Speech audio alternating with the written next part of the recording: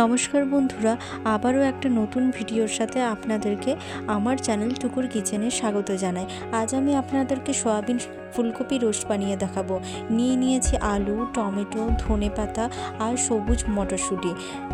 মশলার জন্য নিয়েছি সবজি মশলা, কাঁচা লঙ্কা, ধনে গুঁড়ো, জিরে গুঁড়ো, হলুদ গুঁড়ো। কেটেও রেখেছি ফুলকপি, সয়াবিন, টমেটো, আলু, ধনেপাতা, আবার সবুজ কলাইগুলো ছাড়িয়ে রেখেছি।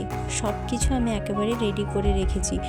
পুরো রান্নাটাই আজকে নিরামিষের মধ্য দিয়ে যাবে। আপনারা দেখুন, আশা করি আপনাদের খুব ভালো লাগবে। বাড়িতে বানিয়ে দেখবেন আর আমাকে অবশ্যই কমেন্ট করে জানাবেন। সব কেটে রাখা সবজিগুলো জলে ধুয়ে আমি থালাতে তুলে রেখেছি। এরপর একে একে আমি আলু আর ফুলকপিটাকে ভেজে তুলে রাখবো। আলুটাকে ভাজার জন্য নুন হলুদ মাখিয়ে নিলাম। একইভাবে ফুলকপিতেও নুন হলুদ মাখিয়ে রাখলাম। এরপর তেলটা হালকা গরম হয়ে এলে আমি তেলের মধ্যে আলুগুলোকে ছাড়লাম। আলুগুলো হালকা করে ভেজে নেব। যতক্ষণ একটু লালচে লালচে ভাব হয়ে আসছে ততক্ষণ একটু ভেজে নেব। দেখো, আলুগুলো হালকা লালচে হয়ে এসেছে। এবার আলুগুলো আমি আস্তে আস্তে তুলে নেব। একইভাবে আমি ফুলকপি, সয়াবিন সবগুলোকে আস্তে আস্তে ভেজে নেব। এইদিকে আমি গ্রেট করে রেখেছিলাম আদা। রান্নার শুরুতেই আমি 5 ফোড়ন দিয়ে নেব। তেজপাতা, শুকনো লঙ্কা, 5 ফোড়ন। গরম তেলে 5 ফোড়নটা দিলাম। দেওয়ার পর এরপর আমি টমেটোগুলো দিয়ে নেব। টমেটোটা দেওয়ার পর আপনারা একটু নুন দিতে পারেন। আমিও একটু নুন দিয়েছিলাম যাতে টমেটো থেকে জলটা বেরিয়ে আসে আর তাড়াতাড়ি টমেটোটা একটু সিদ্ধ হয়ে যায়। এই যে টমেটোটা দেওয়ার পর হালকা হালকা করে নেড়ে নেবেন।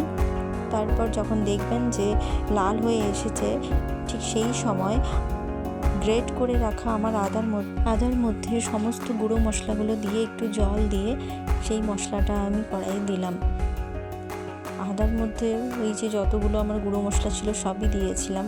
এরপর জল দিয়ে হালকা হালকা করে মশলাটা নেড়ে নিলাম। এই মশলা কষানোর সময়ে আপনারা আপনাদের স্বাদ মতো নুন আর চিনিটা দিয়ে দেবেন। আমার ভেজে রাখা সয়াবিন, ফুলকপি এবং আলুটা আমি দিয়ে দিলাম। এরপর একটু ভালো করে কষে নেব। এই রোস্ট বানানোর সময় এই কষাটা হচ্ছে খুব একটা ইম্পর্ট্যান্ট জায়গা, যেখানে একটু ভালো করে কষতে হবে। দেখতে হবে যেমন ফুলকপিগুলো না ভেঙে যায়। দেখবেন ভালোভাবে কষা হয়ে গেলে মটরশুঁটিগুলো দিয়ে দেবেন। মটরশুঁটিগুলো খুব সেদ্ধ করবেন না আর খুব কাঁচাও রাখবেন না, তাতে খুব ভাল লাগে মুখের মধ্যে পড়লে। খুব কম পরিমাণে জল দিয়ে একটু ঢেকে রাখবেন। ঢেকে নাও রাখতে পারেন, ওটা আপনাদের অপশনাল। দেখুন, আমার তৈরি হয়ে গেছে ফুলকপি সয়াবিনের রোস্ট। এটা গরম ভাত বা রুটির সাথেও আপনারা খেতে পারেন। আশা করি খুব ভাল লাগবে আর আমাকেও জানাবেন। ধন্যবাদ।